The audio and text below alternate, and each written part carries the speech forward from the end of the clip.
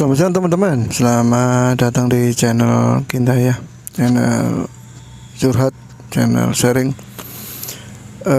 Di video pertama ini saya ingin sharing nih beberapa ke teman-teman ya, masalah khususnya untuk para pekerja pemula yang barusan lulus sekolah SMA, SMK ataupun yang baru lulus kuliah ya, yang sama sekali belum pernah ada pengalaman kerja. Ini pengalaman saya ya, ini pengalaman saya pribadi. Masalah mencari kerja itu ada beberapa faktor. Ini yang sering saya alami teman-teman, sering saya alami untuk di pekerjaan saya yang dulu itu saya kerjanya itu interview orang. Saya kerjanya interview orang, jadi sedikit banyak saya sedikit tahu masalah para pelamar kerja ya. Ada beberapa poin yang bisa diambil, mungkin nanti bisa jadi referensi tambahan ya. Mungkin teman-teman udah punya referensi, ini dibuat referensi tambahan. Yang pertama sih, kerja itu sesuai passion ya. Banyak orang itu kerja itu asal kerja, jadi mereka itu berpikir yang penting aku punya pekerjaan, yang penting aku udah bisa dapat uang, aku dilihat keluarga aku menghasilkan uang, dilihat teman juga nggak nganggur, tetangga juga nggak nganggur gitu ya. Padahal kayak gitu itu sebenarnya ya memang menghasilkan uang, akan menghasilkan uang. Salah nggak? Nggak salah, nggak ada yang salah ya sama dengan orang yang kerja. Tapi untuk kedepannya itu akan jauh sangat susah teman-teman. Dalam arti sangat susah itu untuk meniti karirnya, untuk menjadi seorang yang berkualitas itu susah. Apalagi kalau kita targetnya cuma kerja gitu, nggak ada ujungnya ya. Karena yang saya tahu, yang saya lihat itu kebanyakan orang, saya dulu kerja di finance ya. Yang lihat orang ngelamar itu hanya karena pengen kerja. Tanya hobinya apa, hobinya nyanyi, hobinya apa, hobinya penyiar radio. Saya suka ngomong pengen jadi penyiar radio, tapi dia kepingin cuma jadi pengen jadi seorang CMO ya. Jauh ya, analis kredit dan sebagainya, jauh. Harusnya kan nggak gitu ya, harusnya lebih lucunya lagi, mereka itu kerjanya agar dilihat mertua. Ada yang orang itu, saya tanya, kenapa bang ngelamar jadi CMO? Dia ngomong bahwa karena saya nganggur mas, jadi saya butuh kerja agar dilihat mertua. Nggak enak sama mertua soalnya saya nganggur beberapa bulan. Itu adalah jawaban yang sebenarnya nggak salah ya, karena kita hidup butuh makan, kita itu butuh uang, kita itu. Tapi setelah kerja di sini terus keluar ya, karena di bidang saya finance itu kebanyakan keluar ya, hampir nggak ada orang yang sampai pensiun ya kerja itu. Terus ngapain gitu loh? Sedangkan skill analis kredit ini nggak bisa diterapkan di semua bidang ya. Banyak yang saya tolak kalau orang yang seperti itu, karena tujuannya kerja cuma cari uang. Dia nggak ada passion, dia nggak ada keinginan, dia cuma pengen cari uang gitu. Jadi kalau kamu kerjanya pengen kerja itu enak, nyaman, awet, kerja itu dengan passion ya. Saya suka komputer, ya udah berkecimpung di dunia komputer, buat rental komputer, buat tempat-tempat persewaan gitu, atau jadi perakitan atau apapun lah itu, yang jelas ada hubungannya dengan komputer. Atau kamu menjadi seorang web programmer ya, developer program-program gitu, buat aplikasi dan sebagainya, itu akan jauh lebih bagus ke depannya daripada kamu harus bekerja membanting setir dari bidang apapun passionmu menjadi bidang yang penting ada gitu ya. Itu yang pertama. Yang kedua, jangan pernah ikut-ikutan ketika kerja. Temenmu, wah kamu kepingin sekolahmu kuliah SMK jurusan tata boga aja. Temenmu semuanya masuk pabrik. Wah temanku semuanya masuk pabrik nih, gimana nih ya? Apakah aku harus masuk pabrik juga ya? Gitu ya. kayaknya enak nih kalau di pabrik, nggak usah mikir-mikir, tinggal ngikutin perintah atasan ya, perintah kepala regu, perintah kepala bagian, udah gajian tanggal 25, tanggal 28 gitu ya. Kalau aku jadi tata boga gini, ngelamar di hotel, belum tentu keterima, terus masih susah nih cari peluang-peluang lagi gitu. Ya bisa kayak gitu. Cuma kalau kamu fokus di situ, saya ngelihat banyak sekali orang-orang itu yang konsisten ya. Dia dulu sekolahnya di SMK Tata Boga, lalu dia itu kuliahnya ngambil jurusan Tata Boga juga.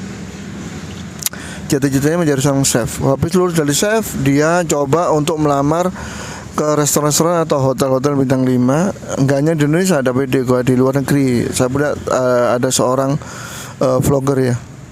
Dia itu dari orang biasa, keluarga kurang mampu, dia sampai sekarang jadi chef di Jepang. Salah satu chef yang terkenal di Jepang. Umurnya masih muda, sekitar 30-35. Masih muda banget. Tapi dia sudah diakui nih sama di Jepang ya, di daerah mana dan kemarin dulu, degannya Tokyo intinya. Dia sangat dihormati, dia masuk koran dan sebagainya. Dia sangat dihormati di situ. Kalau udah seperti ini, dia kerja dengan passion, dia menjadi ahli di situ, wah keren seperti itu. Pasti kamu akan jauh lebih dihargai. Kamu apply kemanapun, apply lamaran dimanapun, apalagi yang di Indonesia ya. Kalau kamu udah pernah kerja di luar negeri atau kuliah di luar negeri, itu beda rasanya. Wah ini pasti orang ahli, karena kalau nggak ahli nggak mungkin dia kerja di luar negeri atau kuliah di luar negeri gitu ya. Seperti itu. Jadi kerja itu sesuai passion pertama. Yang kedua, jangan ikut-ikutan teman. Jangan pernah ikut-ikutan teman. Kerja itu yang sesuai dengan apa yang kamu minati. Karena setiap orang minatnya beda, bakat beda, kemampuan beda, keinginan beda, targetnya beda. Jadi kerja itu sesuai dengan apa yang kamu mau, apa yang kamu suka, dan apa yang membuat kamu nanti betah di situ. Kerja keras, yang dimana kerja itu seberapa keras pun kerja kamu itu, kamu nggak akan merasa capek, merasa lelah, merasa ingin berhenti karena kamu menyukai pekerjaannya itu. Beda kalau kamu passionnya masak. Dari kecil masak nih, SMK Tata Boga masak, lalu kamu kuliah jurusan perhotelan masak lagi di situ, kamu menata menu dan sebagainya. Setelah itu kamu keluar, kamu jadi seorang admin perusahaan. Berat ya, cukup berat kalau kayak gitu. Karena kamu akan membuang seluruh energi yang pernah kamu buang. Kamu pernah mengerahkan energimu dari zaman kamu SMA sampai kamu menjadi S1 perhotelan, lalu kamu buang dengan percuma dan kamu jadi seorang administrasi di sebuah perusahaan. Sayang ya, energi yang segitu banyak, effort yang sudah segitu banyak, biaya yang segitu banyak kamu buang percuma untuk hal-hal hanya karena kamu kepingin cepat dapat uang dan dapat status sebagai seorang pekerja. Gitu. Tolong pertimbangkan itu teman-teman. Untuk yang kedua. Untuk yang ketiga, lihat perusahaan itu tempat kamu bekerja ya. Ketika kamu udah keterima kerja, contoh, kamu udah kerja sesuai passion nih. Kamu udah kerja yang gak ikut-ikutan temen nih, sesuai dengan keinginanmu sendiri nih. Selanjutnya apa? Lihat perusahaan tempat kamu kerja. Apakah perusahaan itu dalam 10 tahun ke depan itu masih survive? Satu. Yang kedua, lihat senior-senior kamu yang sudah 10 tahun kerja di situ. Dia jadi apa? Kalau kamu lihat, oh ternyata di sini jenjang karirnya bagus nih. Kalau udah lama bisa jadi kepala chef, bisa ketika ada pembukaan resto baru nanti kamu menjadi kepala kokinya di situ, atau nanti kamu mungkin bisa join dengan developernya, dengan pengusaha restonya untuk membuat sistem join gitu, sistem bagi hasil dan sebagainya. Gitu. Kamu melihat potensi perusahaan itu 10 tahun ke depan. Kenapa kok harus melihat 10 tahun ke depan? Gini, usia kita semakin lama semakin tua, kemampuan fisik semakin menurun, kemampuan daya pikir semakin menurun, dan di saat itu kamu harus memastikan di 10 tahun kemudian setelah kamu mulai bekerja itu, kamu menjadi seorang expert dan kamu masa depanmu lebih terjaga. Gitu. Kenapa? Banyak sekali perusahaan itu yang, lihat ya teman-teman kita yang bekerja 2 tahun keluar, 3 tahun keluar, gak ada skillnya, gak ada kemampuan. Dia asal keluar, ketika dia memasuki usia 35 ke atas, dia akan bingung untuk cari pekerjaan lagi. Dia gak punya skill yang kuat, dia gak punya passion, dia gak punya sertifikat, dia gak punya keahlian yang bisa ditonjolkan. Ketika dia apply ke suatu pekerjaan, gak ada yang nerima. Itu beratnya kalau kita bekerja asal-asalan. Itu kalau kita bekerja Yang penting kerja, yang penting dapat uang. Gitu ya teman-teman ya. Itu. Selanjutnya, kalau kita mencari kerja, coba bangun chemistry di dalamnya. Banyak orang yang bilang gini, ke lingkungan kerja itu sebenarnya toksik nih, saling makan-memakan, saling tikam-menikam.